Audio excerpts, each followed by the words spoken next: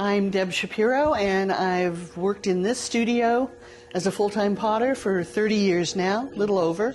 My husband's worked with me. We are in the process of slowing down a little at this point after 30 years of working 12 hours a day, but we're still potters. There was a group of us who were all OPA members, and we were working together to try to do a 40th birthday party for OPA. It was a lot of fun, and then COVID hit. And there was no having a party. There was no getting together. And also all of our shows canceled, markets closed, festivals shut down. Basically, we all lost our income overnight. And we looked at each other after a year of this and said, we miss you. We miss each other. We miss getting together. We miss working together, planning something. Why don't we do a small show? And then we thought, where are we going to do this? And we looked all over town. Somebody found a winery that would let us come in. And I found the little spot next to the Grange here in Tigard. And we decided it was the one to go for because it had the most traffic going by, it would have the most visibility, and it was open and flat. Well, once you find a spot, then you have to determine if it's affordable. I got in touch with the people at the Grange to ask them what it would cost to rent space for one day. I said, well, we don't even want to come into the building except to use the bathroom. All we want to do is use the lawn area next door and the parking area. Stay outdoors. And he said, oh, well, in that case, $50. Nobody's ever rented just the lawn area for one day before. And I said, $50? Can I hold you to that? And he said, sure. And so we had a deal, and I ended up going over there, signing a contract. They promised to give me a key so we could get into where the bathroom is, not for the public, but for us. And that's an important thing to note if you're looking for a space, by the way. You don't want to be out in the woods somewhere. You want the public going by, you want visibility, and you want a bathroom. Those are important for your artists. Make sure you have Wi-Fi on your site. That way, you know people aren't going to have trouble making sales because nobody carries cash anymore and nobody wants to take a check. So you got to be able to use your phone or your pad, whatever, and take credit cards. So that's one thing to make sure of, because that would be a very unhappy glitch if they had no Wi-Fi suddenly. We started out as a group of 8 or 9 people in our committee when we were working on the party. And a couple of those people decided they didn't have enough work or they were going to be out of town, they couldn't do the show. So from there we started asking who else knows somebody whose work would look good mixed in with ours, and we started inviting friends. How did we know how many would fit? Some of us went and looked at the site, and we came up with a few different ideas for layout. Do we want rows? Not really. Then we have people facing backwards. Do we want a circle? Nah, that'd be too tight in that space. We came up with sort of this, it looks like dentures. It's a row of booths in a big curve, and it leaves space for the customers to come in from where they're parked. And we're all looking at each other. We're just one row, so people who come look at every booth. Nobody gets missed. And it kind of determined itself how many 10-foot spaces would fit comfortably in there. And we had 11 the first year and 13 this year. We really shouldn't go much bigger than that unless we really want to change the layout. But the space is going to determine a lot of, if everybody wants a 10 by 10, how it's going to fit. The first year, I didn't know a whole lot. So figuring out a budget, I made some pretty good mistakes. I underpriced it, and I ended up spending about $300 of my own dollars to make it right. I figured there would be some main expenses, and in that sense I was right, that there would be money for a poster, money for insurance, the money to pay the Grange, and some sort of publicity. For the second year, I charged everyone $50 to do the show, and that covered everything. It came to $634, and with everybody putting $50 in, that was $650. So it covered it beautifully and had just a couple dollars left over, and I bought sodas and had them there for everyone to use. Figure out how much these things are going to cost before you ask for the money, because I didn't feel comfortable asking for more after people had committed to a certain amount. And so it was a learning experience for me. Insurance is dependent on your space. A lot of places don't require it. No problem. A lot of spaces require that every artist have their own. That's a problem because it's very expensive to get your own. The Grange required $1 million liability coverage for anything that is done on their property. I started Googling, event insurance and learning about it. And it turns out there is insurance that will, if one person steps up to be the head, it will cover an art show. It will cover a festival. You have to choose which one you want.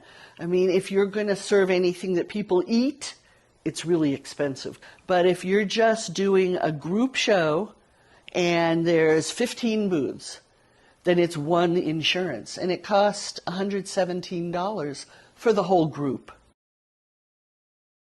I counted on getting some free space from my little local newspaper. And that was wrong. And I understand they can't survive without making money off their space. So when he gave me the price, I said, let's go for it. Writing the article wasn't that hard the first year because I just wrote who we were and what we were doing. Literally, we wanted to have a show and everything was canceled, and we wanted to be out there with the public, and it was a fun little article to write. And I had asked the different artists in the show if they had something to send me a quote about their work, about them, and I incorporated some of that at the end. So I didn't have to write all that much, like 400 words, and then the quotes, and they put in a few more pictures that were different from the pictures on the poster. I've always been told that if you're writing something for people who don't know anything about it, you start by telling them what you're going to talk about. Then you talk about it. Then you finish by reminding them what you just talked about. I think posters are important because it gives the customers a visual of what they're going to see, a big announcement of what this is and when it is. And that's, I think, what brings people in. And I didn't pay to do the layout of the poster. My sister did it for us. And I had everyone send in images ahead of time, which I forwarded on to her, and she played with them and laid it out and did a few different versions till we got a good one. About 2 weeks before the show, we had a meeting where we all got together. And first we met at the site, so some of the new people could see the site. We have permission to park our vehicles over there, and that leaves it empty over here for the customers. That's perfect. And then we all went down and had coffee. Second of all, we're going to go ahead and choose booth spaces. Denise, I think you were next to Raven. Do you want that again? Yeah. I think it's important for the whole group, as many as possible, to meet at least once before the show so people can get to know each other. We have 100 posters. So go ahead, take 8 posters and put them where you think they're going to be seen. And anybody who had questions, learning how to use maybe the square, people have questions, learning what do I need to bring. One artist sent out an email saying, how do I set up an outdoor booth? I lent her a tent, but you need a sign, you need a table cover, you need something to raise your plates, plate stands, there's different things that you're going to need if you're setting up your own booth. Doing your own thing, you got to bring it all yourself, and it takes experience to learn how to do that. Getting the word out about a show used to be a whole lot different than it is now. It used to be local newspaper, maybe radio, putting posters all over the place. Now it's a lot more social media. Throughout all of COVID, I kept a file whenever a customer contacted me. How can I find you? Where are you? What's happening? And when it came to this show, I went through that whole file and sent the poster and an announcement to all of them. People who I knew were looking for me now. And that's one thing I recommended to all the people who were doing the show.